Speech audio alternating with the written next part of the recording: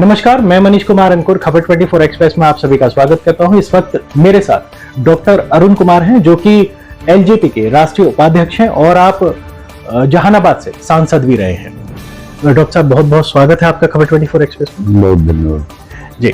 Doctor साहब, इस वक्त हिंदू धर्म और सनातन पर बहुत सारी टिप्पणियां हो रही हैं। इसको लेकर जो हिंदू धर्म के लोग हैं, हिंदू अनुयायी हैं या हम लोग हैं, बहुत ज्यादा आहत हैं। तो इसको लेकर आपकी क्या राय है, आप क्या बोलना चाहेंगे? जैसे कि उदयनिधि स्टालिन हैं, उन्होंने भी सनातन के ऊपर बहुत सारी चीजें कही। इसके अलावा बिहार के शिक्षा मंत्री हैं चंद्रशेखर, उन्होंने रामचरितमानस की जो तुलना है वो साइनाइड से कर दी। तो इसके बारे में सर आपका क्या कहना है? देखिए, सनातन शाश्वत है जी। किसी के कहने से ना कहने से कोई अंतर नहीं पड़ता है। यह शाश्वत है और ध्रुव सत्य है। ये अनादिकाल से है और ये जब तक पृथ्वी रहेगी तब तक रहेगा। यह तो जीवन का सिद्धांत है, मूल्य है, मानवीय मूल्यों के उत्कृष्ट स्वरूप का एक प्रैक्टिस है जी, जिससे सभी धर्म के लोग प्रभावित रहे हैं, जो संवेदनशील हैं, जो मानवीय गुणों को अवधारण करने वाले लोग हैं। इसलिए सनातन सत्य है और इस पर हमले भी होते रहे हैं। कुछ लोग इस पर हमला करके जिंदा रहना चाहते हैं, कुछ लोग इस पर हमला करके अपनी राजनीतिक रोटी सेकना चाहते हैं, कुछ लोग इस पर हमला करके अपने अस्तित्व की रक्षा करना चाहते हैं जी। तो ये इसी के लिए तो बना है। यह शाश्वत सत्य है।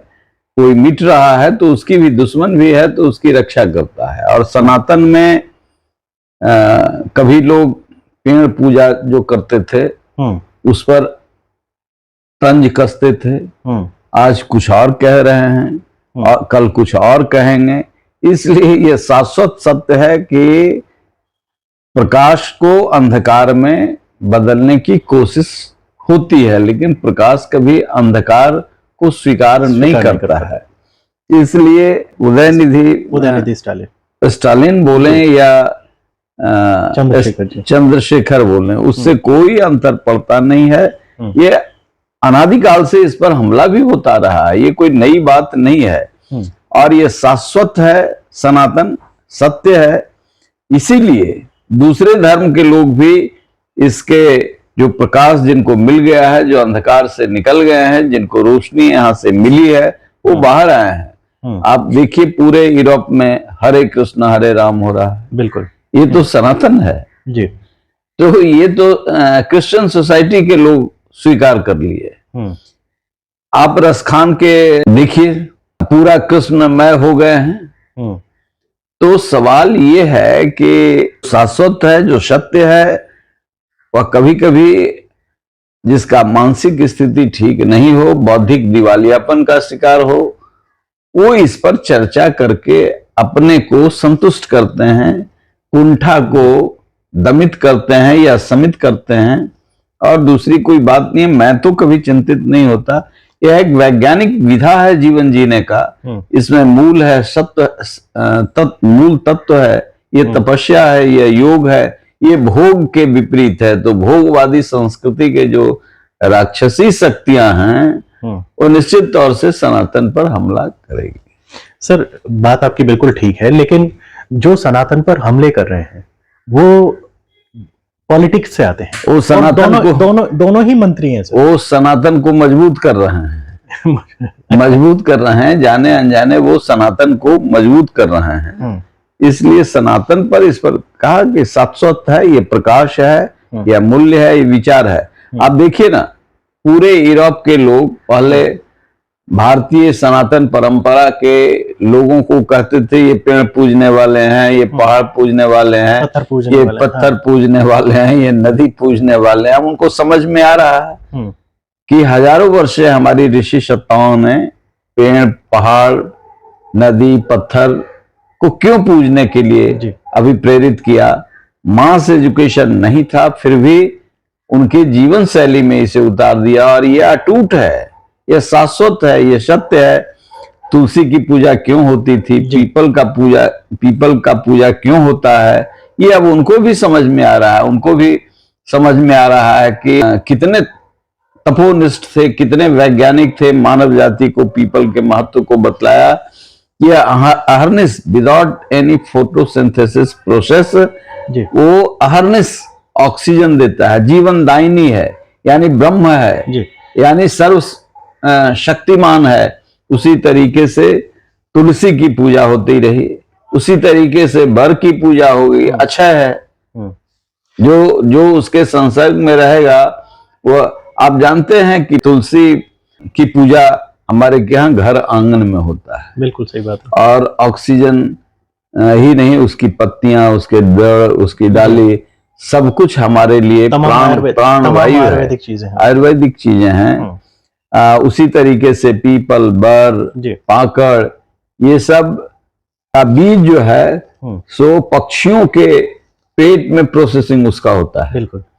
और ऐसे डायरेक्ट वो नहीं हो सकता, तो उसके विष्ठा से निकल करके जो आता है वो इतना विशाल अक्षय कौवा के पेट से, बिल्कुल सही बात। वो जो पक्षी खाते हैं उसको, उसके बीज जो हैं वो उसके पेट में प्रोसेसिंग होकर के बाहर आता है, तभी वो मिट्टी से संसर्ग में आकर के। तो ये कितना हमारे पुरखे वैज्ञानिक थे, आप इसकी कल्पना कीजिए, आज भी बहुत लोगों को पता नहीं है। जी बिल्कुल। तो सनातन सत्य है और शाश्वत है, और इसीलिए गीता में भगवान श्री कृष्ण ने कहा है कि गोपेश्वर कृष्ण ने कहा है कि वसुधैव कुटुंबकम, पूरा विश्व जो है हमारा परिवार है, और इसकी रक्षा के लिए हम सतत प्रयत्नशील हैं। हम उनके वंशज जो हैं, जो मानने वाले हैं सनातन के, ये किसी के लिए रोक नहीं है, ये सबके लिए है, सबके लिए। और सब लोग इसको अवधारित भी करते हैं, धर्म से बाहर निकल करके भी करते हैं। इसलिए कुछ बौद्धिक दिवालियापन के शिकार लोग कभी साइनाइड कर देते हैं। अब हम कहते हैं कि ब्राह्मण शब्द का विरोध करने के लिए तुलसीदास के रामायण को ये लोग, तो डॉक्टर लोहिया, ये जो समाजवादी हैं अभी जो पैदा हुए हैं, ये डॉक्टर लोहिया रामायण मेला लगाते थे। बिल्कुल। और उनको ब्राह्मण द्वारा लिखित रामायण से परहेज है, तो वाल्मीकि रामायण पढ़ें। जी, समाज ने तो, सनातन ने तो विकल्प दिया है। और पहले वाल्मीकि रामायण हुआ, बाद में तुलसी रामायण। तो वाल्मीकि पढ़ लें, उनको साइनाइड नहीं लगे तो वो पढ़ें, वह कोई पढ़ेंगे, वाल्मीकि रामायण पढ़ेंगे, तुलसी रामायण पढ़ेंगे, सनातन में कोई अंतर नहीं है। उनका पेट का हाजमा ठीक हो जाएगा, अब मस्तिष्क भी ठीक हो जाएगा। जी सर, ऐसा चंद्रशेखर जी को बता दीजिए कि गलती से आपके मत्थे ये कलंक जा रहा है कि शिक्षा का नाश बिहार शिक्षा मंत्री। तो हिंदू है ना, वैसे भी वो तो कोई शायद जी हिंदू है, हिंदू हो, मुसलमान हो, सनातन तो सबको नहीं। तो सनातन के ऊपर ऐसी टिप्पणी करना या रामचरितमानस के ऊपर ऐसी टिप्पणी करना कहाँ तक शोभा दिया उनको? मानसिक बुखार है, मानसिक बुखार है जी। तो फिर मतलब जो मानसिक बुखार है, तो आप लोग ठीक कीजिएगा या ना? हम कहाँ ठीक करेंगे? तो कौन ठीक करेगा? स्वतः ठीक हो जाएंगे। सनातन परंपरा में इतनी ताकत है। नहीं, बिल्कुल ताकत है, लेकिन सर बिहार की दुश्मन को भी ये कभी कहे, पत्थर पूजने वाले लोग हैं, पहाड़ पूजने वाले लोग हैं, प्रकृति के सारे उपादान की रक्षा करते हैं जी। इसमें चरित्र बल है, इसमें त्याग बल है, और उसके जो सच्चे अनुयायी होंगे कभी अराजकता नहीं पैदा करेंगे। ये तो शिक्षा मंत्री हैं, इनको तो रहना चाहिए था अराजकता विभाग खोल करके उसका मंत्री बनाना चाहिए था। सर बहुत सारे दार्शनिक हमारे देश में आए, और ऐसे बिहार में भी आए दार्शनिक, जगह जगह गए, उन्होंने भी सनातन संस्कृति की बहुत प्रशंसा की, उन्होंने संस्कृति को अपनाया। और दार्शनिक अब नहीं आए, वो बहुत पहले से, यानी जलमार्ग से आते थे, उन्होंने भी सनातन की तारीफ की है, और उन्होंने सनातन अपनाया भी। बहुत विदेशों में सनातन अब से नहीं, बहुत पहले से है। तो हमारे देश में इतनी कटुता क्यों है सनातन के प्रति? कोई कटुता नहीं है, कुछ नहीं, ये कटुता ही है सर। नहीं, कोई भी आता वो टिप्पणी कर देता। सनातन मानता है कि कुछ खेत में बीज डालते हैं तो कुछ झरगा निकल जी, खरपतवार निकल आता है, कुछ झरगा निकल जाता है। झरगा का मतलब कि वो किसी काम का नहीं, वो एक खरपतवार जिसको बोलते हैं। खरपतवार काम का है, उसका खाद बनता है। झरगा जो है वह वैसा ही लगेगा, वो अनाज को खराब और कर देता है। वैसा ही लगेगा, लेकिन उसका कुछ फल फूल उसमें नहीं लगेगा। वह कोई विचार नहीं दे सकता, वह कोई सकारात्मक काम नहीं कर सकता, वह कोई उपयोगी चीज नहीं है। तो ये लोग झरगा है। वो मिट्टी से उतना ही ताकत लेगा, पानी भी लेगा, सूरज की रोशनी लेगा, लेकिन वो किसी काम का नहीं। तो वो झरगा लोग हैं। अच्छा, तो नहीं, तो अब सर जब खेत में इस तरीके का जो आप झरगा बोल रहे हैं, हम लोग खरपतवार बोलते हैं हमारी तरफ। खरपतवार दूसरा चीज नहीं, खैर जो भी है, झरगा ही हम बोल देते हैं। जैसे झरगा है सर, झरगा को किसान उखाड़ के फेंक देता है ताकि खेत का नुकसान ना हो। तो अब इस पर आप समझ गए होंगे। और जब झरगा बच के रह जाता है तो प्रकृति भी उसे निर्मूल कर देती है, वहां से उसका समापन है।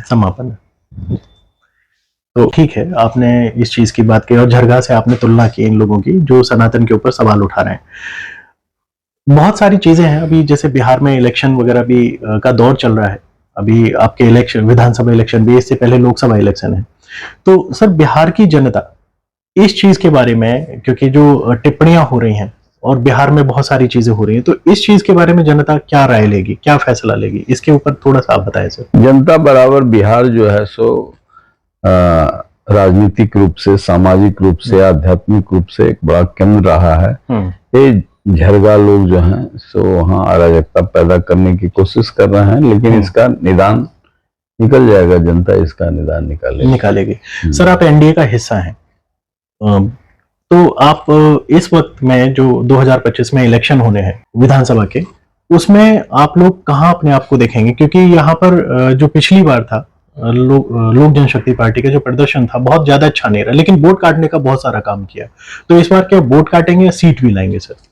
नहीं, लोक जनशक्ति पार्टी की जड़ जमीन तक चली गई। पहली बार अकेले लड़ा लंबे दिनों के बाद जी, और अकेले लड़ा तो नुकसान बहुत किया, नीतीश कुमार को बहुत नुकसान किया। नीतीश कुमार का कुछ नुकसान तो होना ही था, किसी और को हो जाता। नीतीश कुमार के साथ लोग नहीं थे, और वो लोग जो बिहार को बनाना चाहते हैं, जो बिहार को फर्स्ट बनाना चाहते हैं, बिहारियों को फर्स्ट रो में देखना चाहते हैं, ये बड़े अध्यवसायी लोग हैं। तो ऐसी ताकतों को जो बल दे रहा था उसके साथ लोग, वो चिराग पासवान थे, और चिराग पासवान के इनक्रेडिबल बिहार बनाने का जो संकल्प है, तो इसके वजह से वहां की एक बड़ी आवाम, irrespective of caste, irrespective of religion, एक बड़ा आवाम इसको जमीन पर उतारना चाहता है जी। और चिराग में वो तत्व ढूंढता है। बाकी लोग जो कर रहे थे उसमें जो अराजकता है उससे जो पैदा हुई है, उसका कोई विकल्प के रूप में देखता है तो उसमें चिराग पासवान है। इसलिए हम कहाँ दिखेंगे, हम विकल्प के रूप में। चलिए, इसके अलावा जैसे आप एनडीए का हिस्सा है, एनडीए की जो पहचान है वो कट्टर हिंदू छवि वाली है, तो बिहार में वो चीज नहीं है। बिहार में जो अपने आप को भाजपा भी है वो भी सेकुलर साबित करने की कोशिश करती है, लेकिन वो सफल नहीं हो पाती। तो क्या आप कट्टर हिंदू छवि वाले लेके चलेंगे या सेकुलरिज्म लेके चलेंगे? देखिए, एनडीए राष्ट्रवादी है जी, और न कट्टर हिंदू कुछ लोग हो सकते हैं, कुछ सुनते भी हैं हम लोग। हिंदू का मतलब इतना घबराए हुए तत्व की तरह इसको प्रचारित किया गया है। सनातन है, ये हिंदू सनातन है, बिल्कुल। इनके अंदर पेड़ को, पहाड़ को, नदी को पूजने की अवधारणा जो बनी हुई है, ये मानव के साथ विग्रह कैसे चाहेंगे। इसलिए एनडीए राष्ट्रवाद का पूरक है। अब उसमें एक खतरनाक बात यह है कि जो सीडो सेकुलर हैं, ये लोग समझाते हैं कि 370 खत्म कर दिया, पाकिस्तान का अस्तित्व की रक्षा वो चाहते हैं। अच्छा, तो ये राष्ट्रवाद नहीं है। पाकिस्तान ने जो 370 के आड़ में खेल खेला, उससे कितने भारतीय, हिंदू, मुसलमान सिख, ईसाई, जो लोग भी थे तबाही झेल रहे थे। और ये बहुत सारे कांग्रेस के नेता भी जो राष्ट्रवादी हैं, उनके मन में ये चिंतन था। भले पार्टी से नेतृत्व जब पसंद नहीं करता है तो चुप्पी साध लेते हैं। बिल्कुल। तो ऐसे लोग थे और सभी पार्टियों में है कि ये नरेंद्र मोदी ने एक बड़ा फैसला लिया जी। और भीतर से नरेंद्र मोदी के प्रशंसक सामने में भले नहीं लगे, पीछे में, हाउस में नहीं लगे, हाउस के बाहर बोलते हैं कि यह राष्ट्र जो सबसे बड़ा ब्लंडर था, हिस्टोरिकल ब्लंडर, उसमें करेक्शन किया नरेंद्र मोदी का आत्मबल ने। और आज उस दिशा में हम बढ़ रहे हैं जी। जैसे नॉर्थ ईस्ट में ये लोग मणिपुर की घटना को लेकर के ऐसा तूफान खड़ा किया कि मत कहिए। लेकिन ये सब चीजें प्रायोजित थी। भाई नॉर्थ ईस्ट तो आपने बर्बाद करके रख दिया था। लेकिन मणिपुर में सर अभी भी जो हिंसा है वो अभी भी रुकी नहीं है। भाई नहीं हिंसा रुकी है, जब आप उसका रहे हैं तो हिंसा होगी। अच्छा, आप आग लगा रहे हैं तो हिंसा होगी। हम प्रयास कर रहे हैं पानी डालने का, क्योंकि मणिपुर में हिंसा 50 वर्षों से हो रही है, आज कोई नहीं है। मणिपुर में बीच में कुकाई और मैती के बीच में जो थी वो ये एनडीए ने कराया था। अच्छा, ये तो जो लोग चिल्ला रहे हैं ये तो उधर झांकते भी नहीं थे। ये तो डॉक्टर लोहिया का संकल्प था या संघ के लोग वहां जाते थे, दूसरा तो कोई जाते नहीं थे। और 96 में जॉर्ज फर्नांडिस के नेतृत्व में हम लोग मोरे गए थे जहां ये घटना हो रही है जी। तो नीचे गए तो वहां जॉर्ज फर्नांडिस के साथ महिलाओं ने साथ दिया था, पुरुष साथ नहीं दे रहे थे, क्योंकि एक बड़ा वर्ग अपराधियों का वहां ड्रग ट्रैफिकिंग जी और आर्म्स ट्रैफिकिंग करता है, बर्मा और चाइना के सहयोग से जी। इसी वजह से वहां पे ये सब होता। तो ये सब उसी के वजह से था। और वहां बॉर्डर इतना हमारा सेंसिटिव बॉर्डर है जहां सड़कें नहीं थी। आज 8-9 किलोमीटर का टनल बनाया गया, सड़कें वर्ल्ड क्लास का बनाया गया। अब एक गुवाहाटी से हम लोग 3 घंटा में नॉर्थ ईस्ट के किसी भी हिस्से में पहुंच सकते हैं जी। पहले लैंडस्लाइड हो जाता था तो 3-4 दिन आर्मी उसको क्लियर करने में लगा रही थी। और हमारी जो ऊर्जा थी सीमा की सुरक्षा के बजाय हम दूसरे कामों में लग जाते थे। तो पूरा डिस्टर्ब था। 9 वर्षों में मोदी का संकल्प नॉर्थ ईस्ट को बदल दिया, टर्न अराउंड करा दिया। मतलब आपका कहना है कि इसमें बहुत काम हुआ, बहुत काम हुआ, टर्न अराउंड हो गया। और उसके वजह से इन लोगों में है कि नॉर्थ ईस्ट मेरे कब्जे से निकल गया परमानेंट जी। आज आसाम में देखिए शांति है, विकास हो रहा है। मणिपुर में शांति थी, विकास हो रहा था। अचानक ये प्लानिंग करके, अब सोचिए ना, मई में जो घटना हुई है महिला के साथ, उसको हाउस के लिए तैयार करके अचार उचार दे के रखे हुए थे। भाई वो थी घटना, उसको उजागर करते, जैसे आज पुलिस उस पर कार्रवाई कर रही है उसी दिन करते, छुपा के रखे हुए थे। ऐसा लगता है कि यही करवाए थे, षड्यंत्रकारी थे। ये तो बहुत बड़ा आरोप है आपका। हाँ भाई, अब इस तरह का जो काम राष्ट्र विरोधी काम हो, इसको क्या कहा जाएगा। मई में जो घटना है उसको हाउस के लिए आचार दे के रखे हुए हैं, तो आप क्या कर रहे हैं। बहुत बड़ा आरोप क्या है, ये सत्य है ना। नहीं, उनका कहना है कि इंटरनेट बंद था तो घटना कैसे सामने आती है। तो वीडियो वायरल हुआ, भाई वीडियो वायरल हुआ, इनके पास में था। अच्छा, तो ये वहीं के सूत्र से आया है ना। बिल्कुल सही बात है, वहीं से आया है। ये गवर्नमेंट के नोटिस में लाते हैं, हम सब लोग उसका ये करते हैं। एक दिन प्रतिदिन बिहार में महागठबंधन के नेतृत्व में जो सरकार चल रही है, कितनी महिलाओं का रेप हुआ है और एफआईआर तक नहीं होता है। तो जहां अराजक तत्व हैं, वहां सरकार यदि अच्छी है तो उसको ये करता है, कंट्रोल करता है, और बाकी जगह छोड़ दिया जाता है जी। प्रतिदिन बिहार में हत्याएं हो रही हैं, रेप हो रहा है, लेकिन ये प्रधानमंत्री बनने के लिए घूम रहे हैं नीतीश कुमार जी। जी। अब आप सोचिए, चिल्ला रहे हैं पूरे देश के किसी हिस्से में जाएंगे, मणिपुर मणिपुर मणिपुर, अरे भाई मणिपुर को, पूरे नॉर्थ ईस्ट को, देश के, आप देखते थे क्या क्या कहा जाता था नॉर्थ ईस्ट के बच्चों को दिल्ली में? जी बिल्कुल, वो अपने को एलियन फील करते थे, चाइनीज ही कह बोलते थे उनको, बहुत सारे शब्द जो मैं रिपीट नहीं करना चाहता हूं, ताजा नहीं करना चाहता। जी जी बिल्कुल, मेरे सीने में दर्द होता है, हम घृणा की दृष्टि से देखते हैं, क्योंकि हमारे पूर्वजों ने, समाजवादी धारा के लोगों ने नॉर्थ ईस्ट को सबसे बड़ा प्रॉब्लम बताया जी, कि हमारे बॉर्डर पर, सीमा पर, वहां ऐसे अराजक तत्व खड़े हैं सीमा के उस तरफ कि वो दुनिया में मानवीय गुण तो उनके अंदर है ही नहीं, वो सब कुछ हड़पना चाहते हैं, और उसकी कीमत हमने 62 में चुकाई है जी। आगे हम नहीं चुकाना चाहते हैं, इसलिए नॉर्थ ईस्ट को स्ट्रेंथन किया। कुछ चीजों में हम प्रधानमंत्री के भारी मुरीद हैं जी। हम 96 में वहां पर प्रदर्शन किया था, दीवालों पर लिखा रहता था इंडियन डॉग्स गो बैक, और ऐसा एलियन फीलिंग यूथ में हो तो राष्ट्र के मुख्य धारा में नहीं, वहां डेवलपमेंट नहीं होता था, दिल्ली में ही पैसा वहां के नेता लोग बांट लेते थे, थोड़ा जाता था तो वहां के रंगदार लोगों को चला जाता था, आम जन बहुत ही पीड़ित था। और 96 में जॉर्ज फर्नांडिस के नेतृत्व में हम लोगों ने, तो वहां संघ के लोग मिलते थे, प्रदर्शन किया था, 3 दिन रहे थे, और हम चाहते थे कि डेमोक्रेटिक गवर्नमेंट बर्मा में हो, तो यांग सांग सूची के पक्ष में भी वहां लास्ट डे हम लोग प्रदर्शन किया था मिलिट्री जुंटा के खिलाफ जी।